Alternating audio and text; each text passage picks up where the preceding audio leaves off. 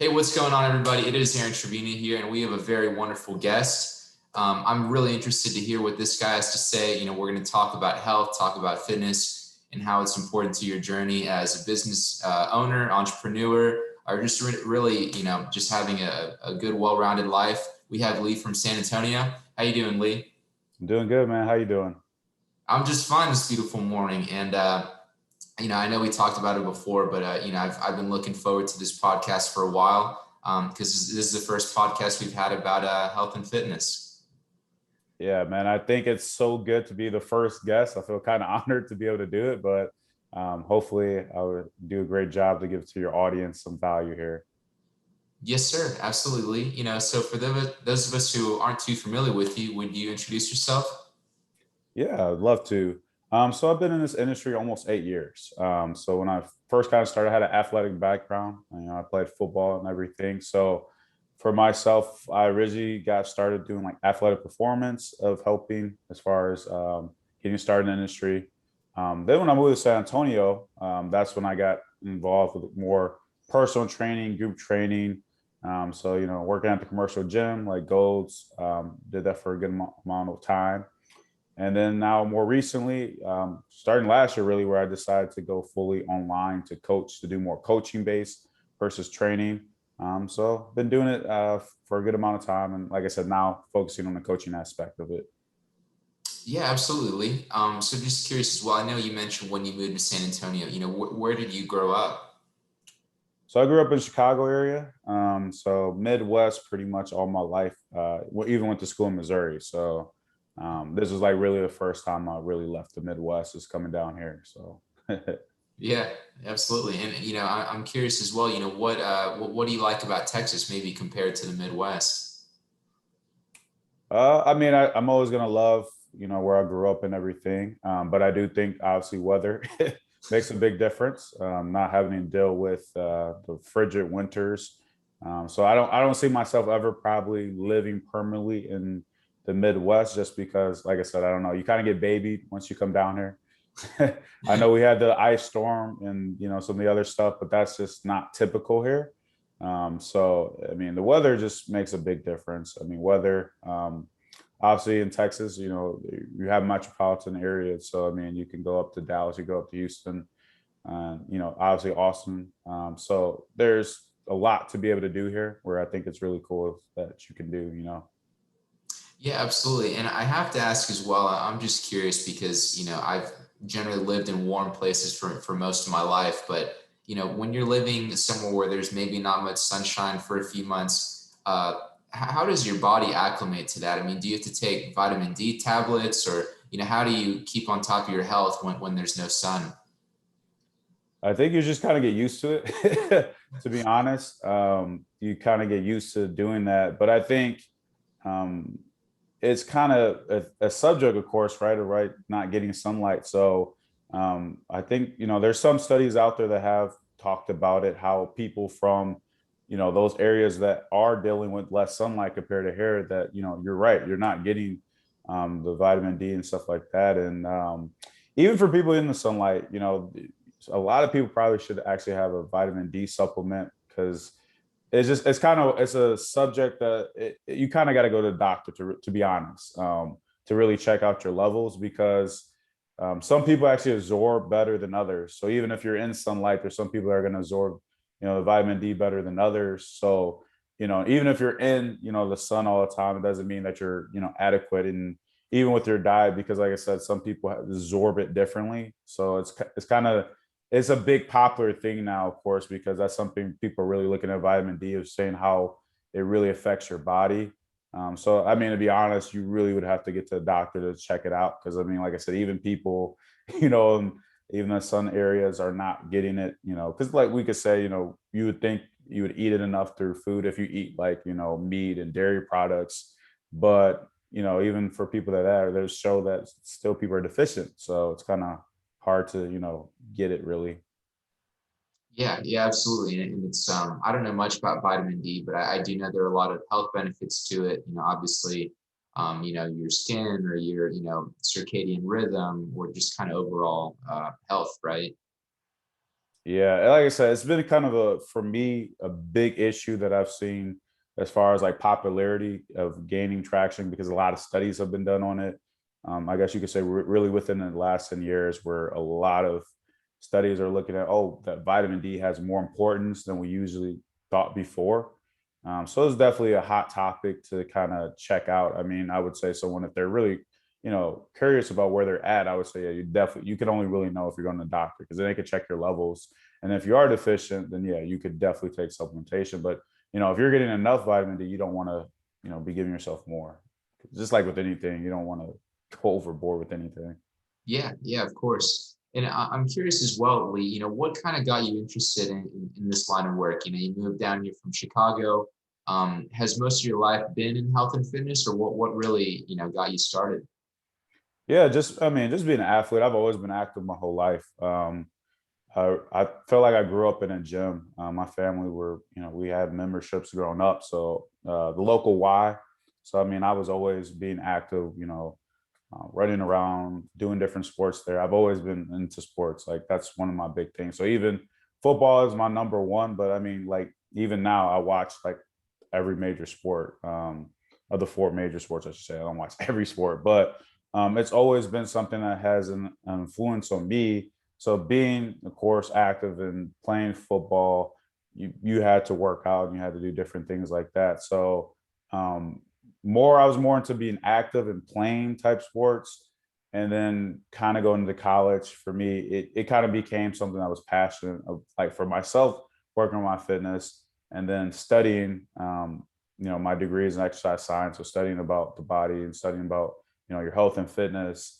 It really became a passion for me to want to help others because I started to learn things that you didn't know before. Well, for me, because it's like a lot of things that are spread aren't actually true, and you don't know what's the right thing for someone until you start learning about some of the things. And I was like, wow, we can do a lot of great things for people if we start changing, our behaviors and having these healthy habits established. So that's really just got me more passionate about it, was finding, that you can really help people and stop, the things that we're going through. Yeah, absolutely. You brought up something really interesting as well. You mentioned how a lot of things that spread are not true, right? Could you kind of elaborate on what you mean by that? Yeah. So to me, the big thing is in our industry, we'll say the fitness industry will cover anything as far as supplements, nutrition, so all the things that you can think of within the health fitness world. And a lot of things that you think is science is not true once you start learning about the different things that, how your body, functions and all these other things. And you start learning a lot of things that people are doing are based off of marketing. And I think we all know as entrepreneurs, marketing is how you, of course, sell a product or sell yourself. But a lot of things that people are, they believe that is going to help them get to be healthier isn't going to work for them. And then you start learning, okay, these are actually the proven methods that will help versus, the people taking, all these different supplements or, fad dieting and all this stuff, right? So common in our industry. Like obviously, health is one of the big pillars of our life, where people are going to buy into. We think people don't want to be healthy, but people do, because I mean the numbers back it up of how many people are spending money to do it, right? But what pretty much takes a big majority of is the typical dieting culture that we have, or taking different supplements and all this stuff, or some new crazes as far as workout plans and all this stuff. So some of the stuff isn't what really helps people. So you start really learning, okay, there's a better way, and to get people to stop doing the things that are not helping them. Yeah, no, absolutely. And I can kind of see what you're saying there, where there's not really that panacea, or there's not really that one size fits all. It's kind of about, finding a plan that works for you.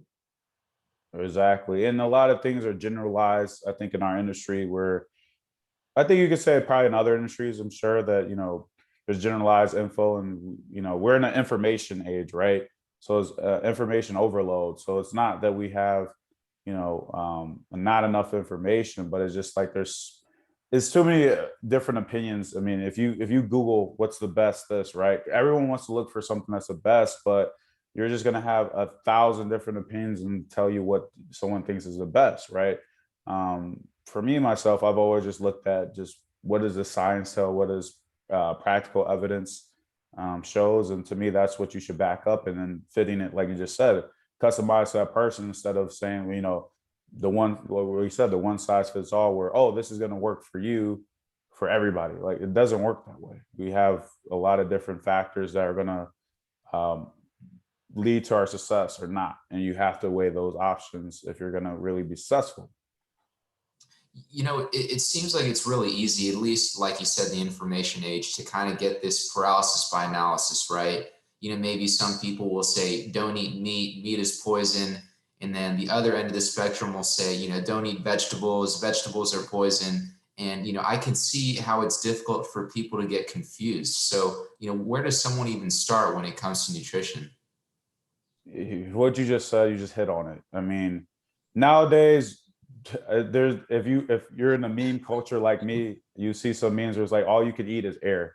Because there's somebody that has literally, the things that used to be safe were vegetables and fruits, and now do you have people that even say you can't eat those? So it's like there's nothing that's safe in this today's, where we're at with nutrition, because you're going to have so many different people say that. And what most people to look to is like, oh, let's look to experts, right? You want to look to experts, so you want to look to doctors, you want to look to nutritionists. Some people like me, you want to look to coaches, you want to look to trainers. But even looking for that, you're going to have so many different people telling you something else. So it's really hard for people. The thing I would like to say is, you have to find trusted sources of information that you want to believe in that makes sense. I mean, that's, to me, some stuff is like, what makes sense? I mean, if you hear something too radical, I would not believe it, because to me, something out of this world of like, I need to see something more to back up your evidence if you're saying something that's very radical in opinions. And with this current climate, like I said, you have so many radical opinions, because like you said, you have some people where you can't completely eat any animal products, you can't eat any vegetables, you can't eat any fruits. So you're kind of left, like you said, where people don't, oh, who should trust? I think you have to kind of really seek out the experts that are not radical one direction.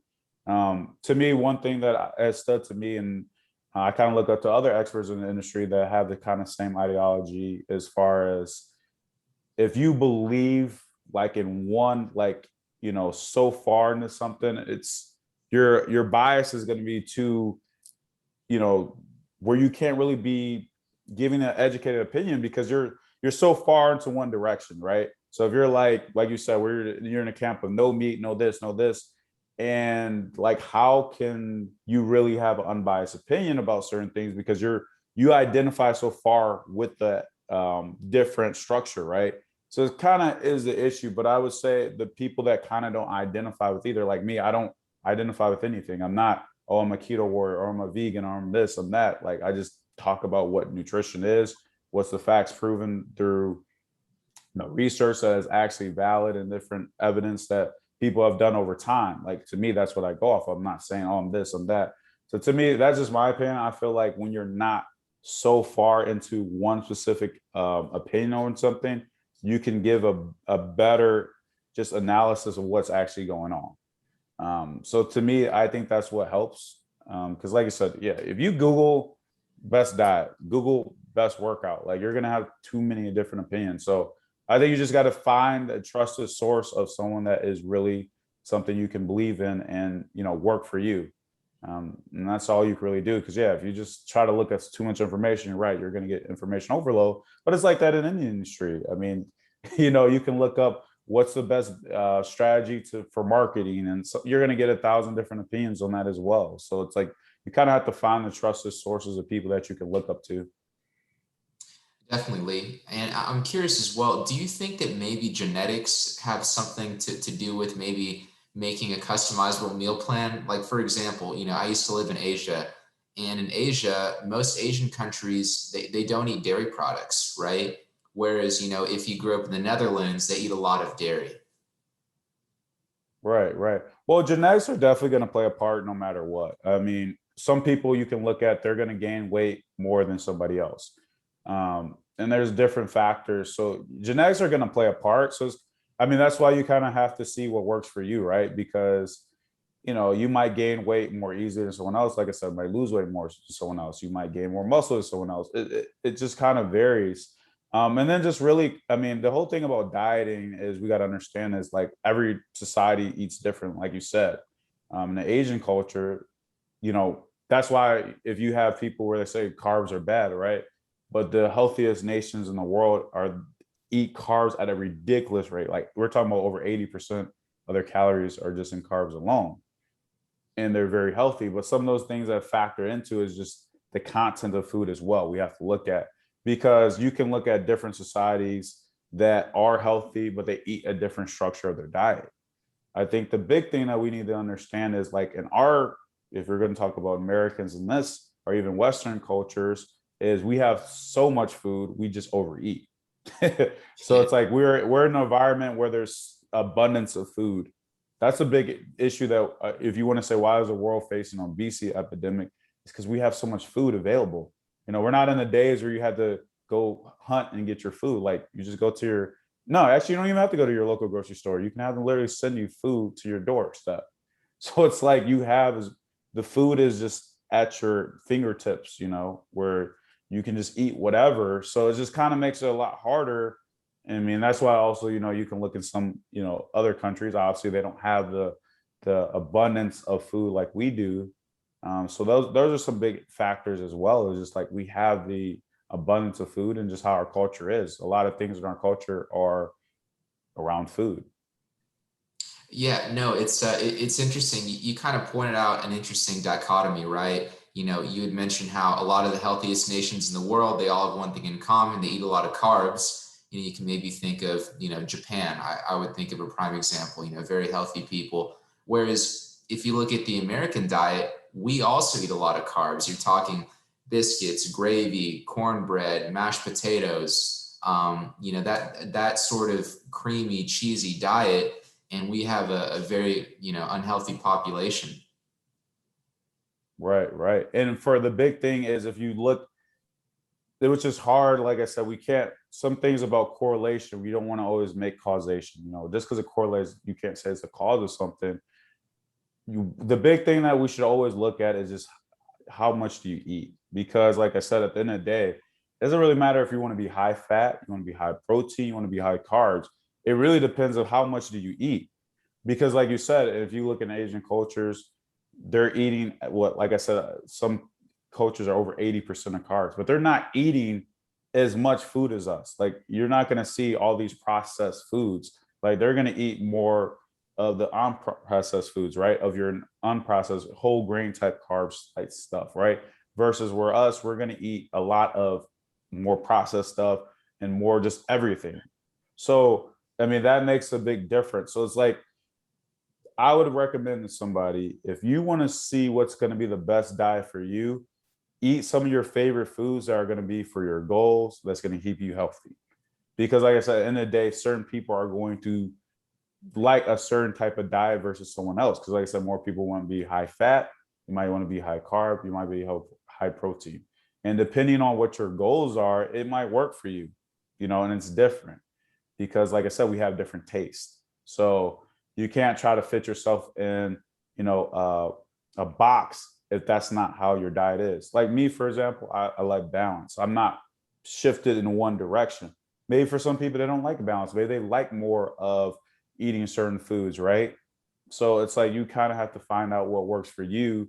And that's the big thing to really focus on. I think, like I said, in our today's climate, like we're so stuck on, okay, like you have to eat this way for everybody. And I think that's the problem because like everyone's different. I don't think everyone should be eating the same. It's just like our goals in life, or everyone has the same goals in life. No, right? You want to live the life you want. So that should be how you guide your life, not based off of somebody else's. Do what you want to do. Yeah, absolutely. And you obviously know that I love talking about these sorts of topics.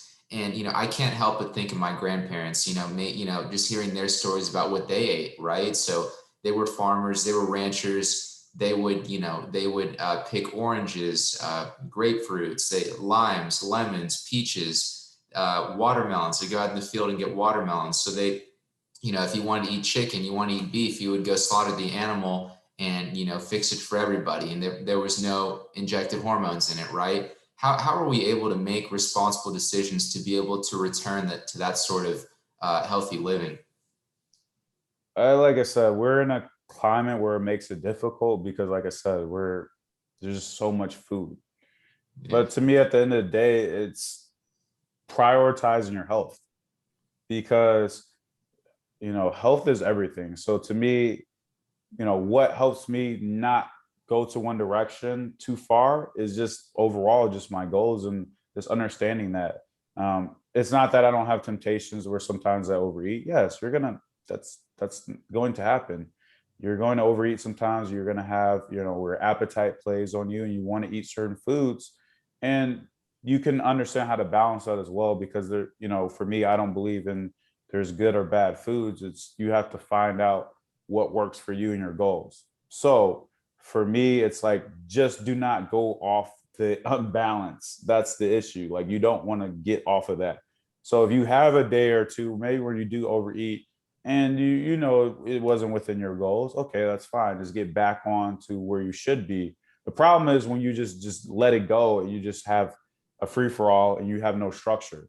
If you don't have any structure, that's where you struggle. And that's where I have found where people fall off is they don't just have structure. There's no structure to get them back to where they need to be at. So if you don't have structure, well, how can you stay healthy? Because there's nothing involved for you to be focused on what matters. So it's like you have to have that. You have to have goals, just like in finances and relationships and your happiness. If you don't have any goals, how can you stay to it, right? It'd be too easy. There's too much things going on each day where I wouldn't want to do something if I didn't have goals. They're the only thing that keeps me grounded is having those goals, having that purpose. So to me, that's why a big thing I talk about is mindset, is because that is the biggest thing within all. If you work on that aspect, then you're going to be better for yourself. But if you never touch on where your thoughts are and what you want out of life, then how can you ever be healthy? Because you really wouldn't have that why and that purpose to know what to do. Yeah, and it's so interesting as well because you kind of think people generally think those two things are very separate. Oh, my finances are separate from my health, or it's separate from my mindset or relationships or whatever it may be. But it kind of sounds like everything's all tied together with your health. Exactly. Well, I think the big thing we have to know is like I always like to say it's like a chain like link. A lot of different things in our areas of life are all connected. Because if one falls off, doesn't it affect you in other things, right? If your relationships are bad, isn't that going to start affecting your career, your health? Because it typically does, right? Or your happiness, it affects you, or your finances affects you, your health, it affects you. What we have to understand, it might just be at different stages of your life. And that's why it could be an issue. You know, one of the analogies that we like to use in the industry is like if you think of your body like a car, obviously you're not a car, right? But there's certain things that you do with your car, you don't take care of it, right? It breaks down at a certain time. Well, that's simply what happens in life, right? It's not immediate typically. There's nothing that's going to be immediate, but at some point in your life, it's going to start having an effect. So that's probably where in my time of working with hundreds of people, is where we struggle is because it's like, well, it wasn't an issue until it really started affecting you.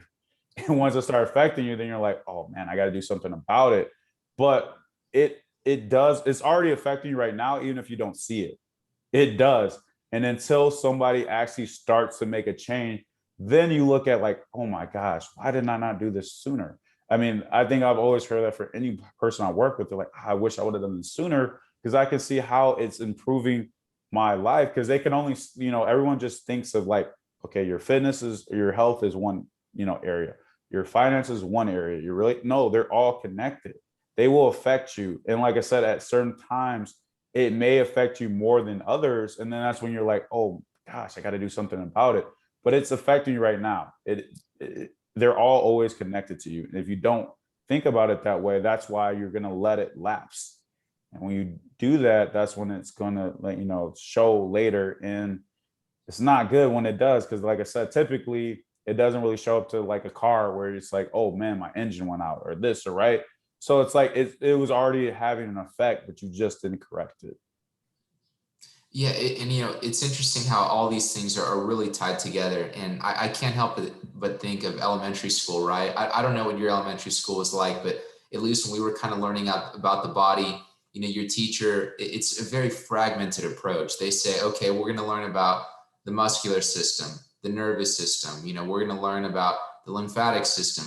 And they kind of fragment it to where you think they're all separate things, but they're all working together. Exactly. I think it's kind of the thing that, I guess, if you want to talk about education or why maybe we don't think of it that way. Well, I mean, we're not taught this in school, right? No one's going to talk about life. We're not really, I mean, school is mostly about, I'm not saying you don't have life skills from school, but it's like you're not going to be really talked about this unless you kind of seek it yourself. Even myself, with some things I never really focused on until I became an entrepreneur, because I started looking at things of why I was struggling as transitioning from being an employee to entrepreneur. And it kind of came down to me where I had to start noticing that there was things that I wasn't focusing on. And for me, the only ways that I got better at that, and it's always a process, is going to start reading stuff, reading about self-help and working on yourself and stuff. Until you really look at that stuff, that's really the only things that are going to help you with that. You're not going to find that in just, like I said, on Google or just, watching TV. Like, no one's talking about those stuff on TV. Like, they're not going to talk about, there's going to be very uh, narrow focus on something of saying, oh, they might talk about a study that probably isn't even great. And they're going to say, oh, maybe you should work out a little bit more, or maybe you should do this. But it's like, no one's going to really talk about these things as much. And it's kind of up to you, really, to be honest. It's kind of up to you to kind to work on yourself. Like, no one's really going to give you that direction and tell you to go work on yourself, because it's just not what we really have in our, society. We don't really talk about as much about investing in improving us as much. Like, that should be your main focus in life, to continue to always grow, but we really don't do that. Definitely. And you mentioned kind of making that transition from entrepreneur, or sorry, from working a normal job to entrepreneurship. People have crazy schedules, they have commitments, maybe they have a husband, they have wife, they have children, they have other things to tend to in their business. How do you stay on pace while not neglecting your health? It's difficult, man. I'm just gonna be honest. We can maybe say, oh, people should definitely be healthier, and why aren't you healthier? But let's be honest, it's just hard. I mean, life is hard. It's hard at the end of the day. So it's hard to find balance. It's not easy to be successful, right? If anybody's going to entrepreneurship or business, it's like everybody wants to win, but not everyone does, right? Because it's hard. So even with balancing it, it's not easy, but you have to find out what works for you. One thing I always say is you have to fit it around your life, because there's different things as far as working out and different things as far as eating better. That's not going to work for everybody. But what I will say is we have the same amount of time in our day. You have enough time to do it, but you have to find out how you're going to balance it. Because, like I said, we're so unbalanced sometimes where we focus too much on something and we neglect the other side. So, I mean, it can happen for someone that's even very healthy, right? They can start neglecting some of the other part of their life if it's taken over too much of their life or what they're doing, right?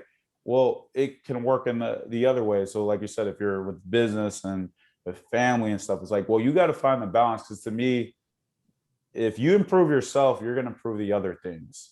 So, I always say it takes less than 2% of the time each week to just work out. Like, you do not have to spend so much time. And that's where I say it comes down to where we're taught, or what people believe, that you have to spend so much time in the gym to stay healthy. And it's like, there's very little time you have to dedicate to that.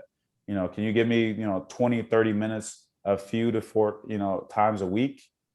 It doesn't take that much time to do that. But if we're not structuring that, then you're going to struggle. Or even with eating, it's like, well, you got to find out what works for you. I understand that different people have obviously struggles, because when you're having kids and you have other other responsibilities, right?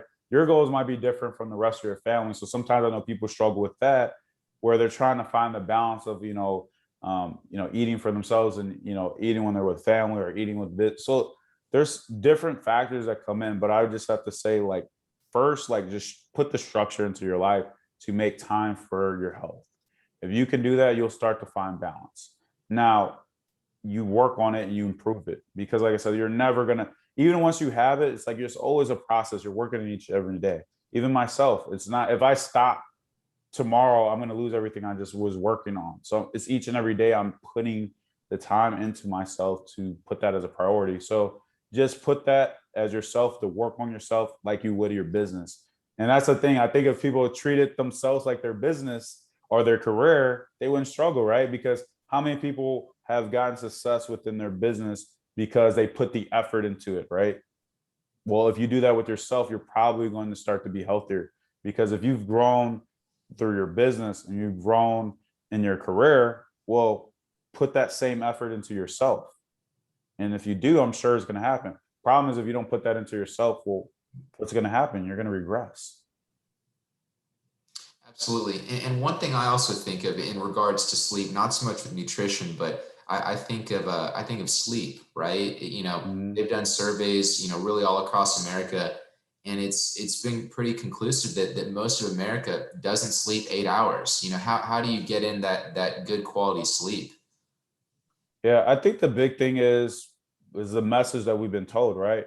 How many times have you heard that money doesn't, money never sleeps. So people are trained to not think they need to sleep because they're like, well, I'll sleep when I'm dead. I've heard that before. So I mean, there's some toxic messages out there where people think if you sleep, then you're lazy, because, oh, why are you asleep when you should be up doing something? You should be up early, up at 3 a.m., already working on your business, working on yourself. So you have some toxic messages out there where people think that sleeping is actually the wrong thing, because they're like, well, if I sleep more, I'm being lazy because I could be using that time to do something else. So it's like you have that kind of toxic message, and it's portraying the wrong thing. What you need to think of is, what can I cut down on to get more sleep? Because do you need to be up all night? Maybe, I'm not saying everyone does it, but for some people, if we're spending too much time on things that are not benefiting us, well, let's put it to something that's going to benefit us to get more time and sleep. So you got to cut down on, if you want to improve your sleep, what do you have to do? You got to cut down on useless time that you're spending elsewhere, right? So if you can cut down on that time, you can get more sleep, because yes, at the end of the day, you only have 24 hours in a day. So depending on, everyone's works differently, right? For some people's business, they might put in 80 to 100 hours. Some people might be able to be more efficient where they can do 40 to 60 hours, right? So even if you have work on a regular 9 to 5 job, you might put 40 to 50 hours, right? So it's like, no matter what time, you have to fit in what's going to work for you. Now, ideally, 8 hours. I mean, the more sleep you can get, you can even get 10 hours of sleep, and it shows it's going to improve from there. Well, that's going to be very unlikely that somebody can put in 10 hours of sleep. But I do believe that somebody can get 6 hours of sleep. And that's where typically most studies show you don't want to drop under 6. Once you start dropping under 6, that's when it's not really great for you. So, I mean, I think, like I said, that might be hard for some people to get 8 to 10, because, like I said, depends on what you have to do. For some people, they have to be up at 4 in the morning. I don't know if you can get 8 hours of sleep, right? So you might have to just cut down on some things to improve on your sleep, or maybe getting to bed earlier to be able to do that. Because typically most people can't push back the time they wake up for sleep, because you have something to do, right? Yeah, it always seems like that out of anything is the most neglected, is across the board, is the sleep.